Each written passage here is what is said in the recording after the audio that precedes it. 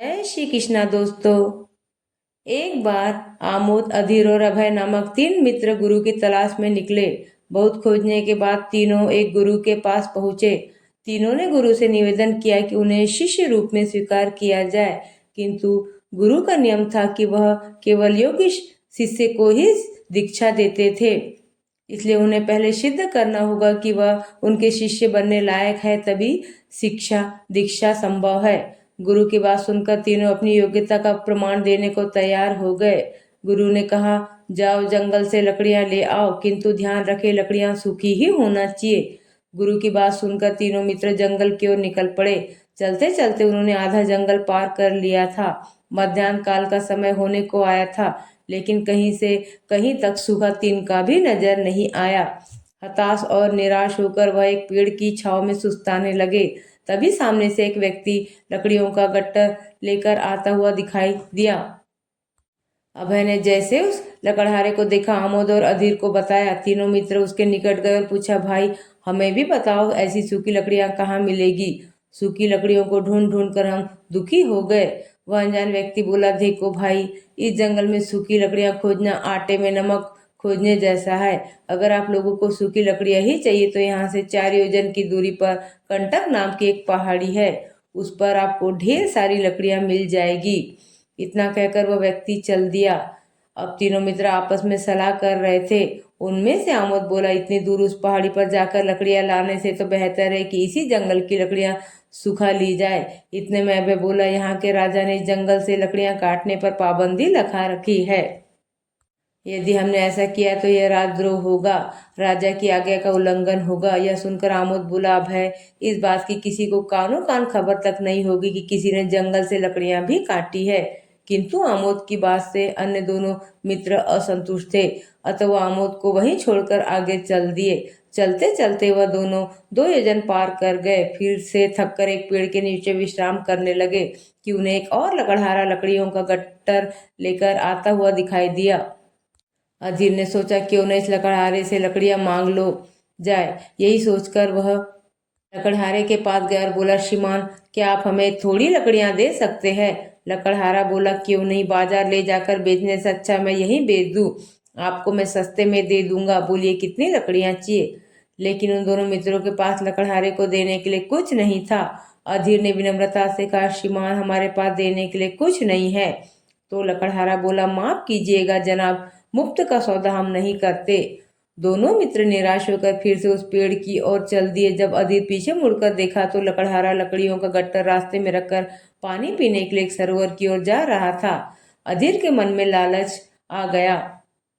उसने अभय से कहा, सखा, यदि हम लकड़हारे की लकड़ियां लेकर गायब कर दे तो हमारा काम भी हो जाएगा और उसे पता भी नहीं चलेगा। लेकिन अभय बोला, भाई, चोरी करना पाप है, मैं यह नहीं करूंगा, ना ही इसमें तुम्हारा साथ दूंगा। तो अधीर बोला, ठीक है, तो भटको कंटक पहाड़ी के कंटीले रास्ते में। मैं तो चला और वह लकड़हारे की लकड़ियां लेकर जंगल में भाग गया। अधीर की इस कुकृत्य पर अभय को बहुत गुस्सा आया, किंतु वह शेष 2 योजन पार करने के लिए उत्साह से आगे बढ़ने लगा।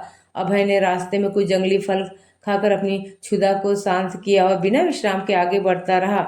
सूर्य अस्ताचल को चला गया। आसमान पूरी तरह से सूर्य की आभा से शोभायमान हो रहा था। हवाएं शांत होकर धीमे से बह रही थी। पक्षी और जानवर अपने अपने घरों को चल दिए थे। जंगली तितलियों की लयबद्ध आवाजें संध्या के सन्नाटे को भंग कर रही थी और अभय कंटक पहाड़ी पर आ चुका था। पहाड़ी पर चढ़कर जब उसने पीछे देखा तो दूर दूर तक केवल घना जंगल दिखाई दे रहा था। केवल पहाड़ी से सूर्य अब भी आग के गोले की तरह चमकता हुआ दिखाई दे रहा था। अभय ने झट से सूखी लकड़ियां इकट्ठी की और एक गट्टर बनाया। उसे अंधेरा होने से पहले जंगल से निकलना था, क्योंकि रात्रि में जंगल में जंगली जानवरों का भय रहता है।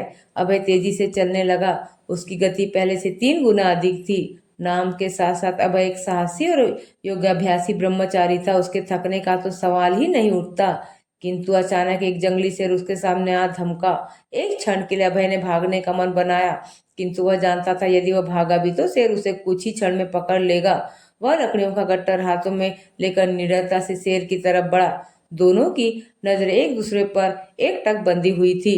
शेर उसकी आंखों में देख रहा था और वह शेर की आंखों में। अभय के मन में शेर के प्रति बिल्कुल हिंसा नहीं थी। वह जानता था कि शेर से लड़कर वह उसे नहीं जीत सकता।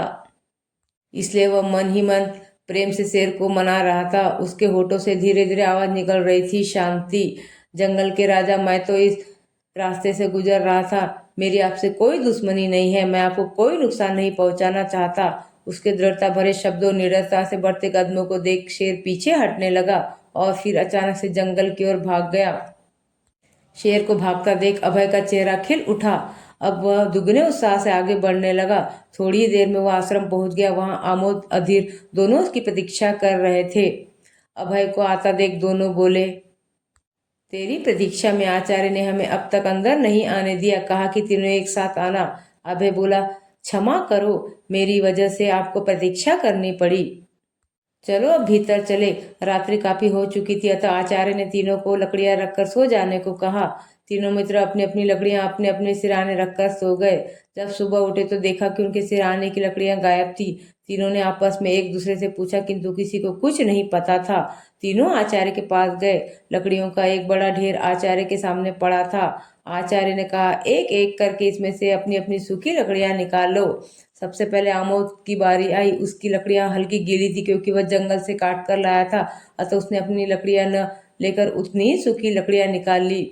उसके बाद अधीर की बारी आई। वह तो लकड़ियां चुरा कर लाया था, इसलिए उसे अपनी लकड़ियों की कोई पहचान नहीं थी।